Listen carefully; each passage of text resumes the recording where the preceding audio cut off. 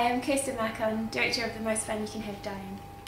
So The Most Fun You Can Have Dying is based on a novel called Seraphim Blues by an author called Stephen Ganaway, and I found it about 7 years ago and absolutely fell in love with it. It's about a young guy called Michael who steals all the money that's raised for him to have cancer treatment and runs away with it to Europe in order to have a big blowout OE. I was really drawn to the story because Michael is treated in the novel like he's an ordinary guy. He doesn't suddenly get cancer and become a saint.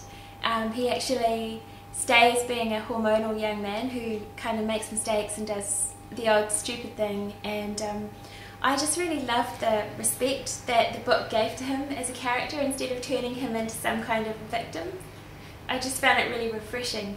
Yeah, so I just thought I would love to bring this to the big screen.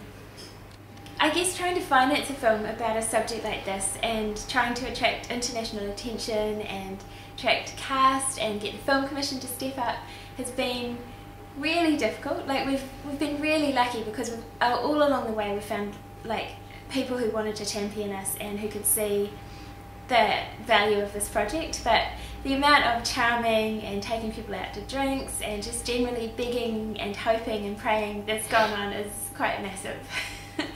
But yeah, when you're making a debut film, you have to, I think it's better to take a risk than not to take a risk. So I've made a really risky film and I'm proud of it. One of the things that I really love about this film is Grayson Gilmore wrote the soundtrack, and he just did such a fantastic job. He's basically been able to fit himself into all these different genres of music as the requirements of the film have asked him to. So he's written sort of grungy, dirty, kind of, I guess, New Zealand music in a way, and he's written dance music, he's written beautiful kind of piano and cello music, he's written this amazing piece right for the end of the film that actually incorporates a banjo. He's got versions of one of his own songs in it, I think 3 times, which is a great track called Humble Punk Rock, and it kind of comes out in all these different, like there's an instrumental, and he's just, it's amazing. There's so much music in the film, it's kind of drenched, and the other amazing thing about it is we've also got 3 local bands. We've got the Wilberforces performing live doing a track called Tidal Waves. We've got the Naked and Famous in Paris doing their sort of smash hit Youngblood. And to be frank, the one that I'm probably most excited about is we've got a Jacob track, Nice Day for an Earthquake, which is one of my favourite New Zealand tracks of all time. So the soundtrack's pretty close to my heart. The main actor of the film is Matt Whelan, who was in My Wedding and Other Secrets and also is Brad in Go Girls. And in my film he's a little bit like you've never seen him before. He's on screen the whole time, and the whole film is completely as close to being in his point of view as you can really get. I just think he's amazing. He's like, it's a kind of a new sexy version of him on screen, and I think he's really compelling and gives an amazing performance. So we had so much fun running around Europe together making this film. The other really exciting thing about making this film is we actually got to go and shoot properly overseas in all the kind of locations that a young New Zealander would go on if they went on their OE. So he goes to Hong Kong first, and then London, then Paris, then Berlin, then Munich, then Milan, then Monaco, and finally Venice. So it's like the whistle-stop tour of Europe that young New Zealanders kind of do before they go and live in Shepherd's Bush for 2 years.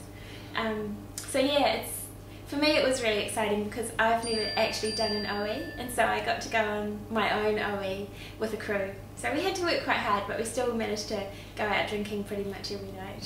So I think the thing with Michael that is really key is that he's like a very typical young man who goes through that phase in his early 20s of just being really disrespectful to his girlfriends and kind of not realising how important his friends are and not really caring about his family. And what happens to young men that are like that is that generally they grow up and they become these amazing men who are, you know, faithful to their partners, or they're great dads, they're contributing members of society. So I think with Michael we just see a snapshot of him at this age, but there's hope for him. You know, I think his growth that shows in the film, what a wonderful man he'd actually turn out to be. Hey, so there's two other actors in the film. The first one is an amazing French woman called Roxane Mesquida, who is she's done really independent French films and most recently Gossip Girl, and it's definitely worth seeing for her. And then also Pana Taylor, who is this beautiful young Māori actor in New Zealand who was in Boy as one of the crazy horses, and also Knights of the Garden of Spain. So and he's fabulous in the film. He's like the moral heart of it. He's a real sweetheart. Thanks heaps for watching this, and The Most Fun You Can Have Dying is on right now if you want to go and see it. The only thing I really recommend is take a friend and have a drink afterwards.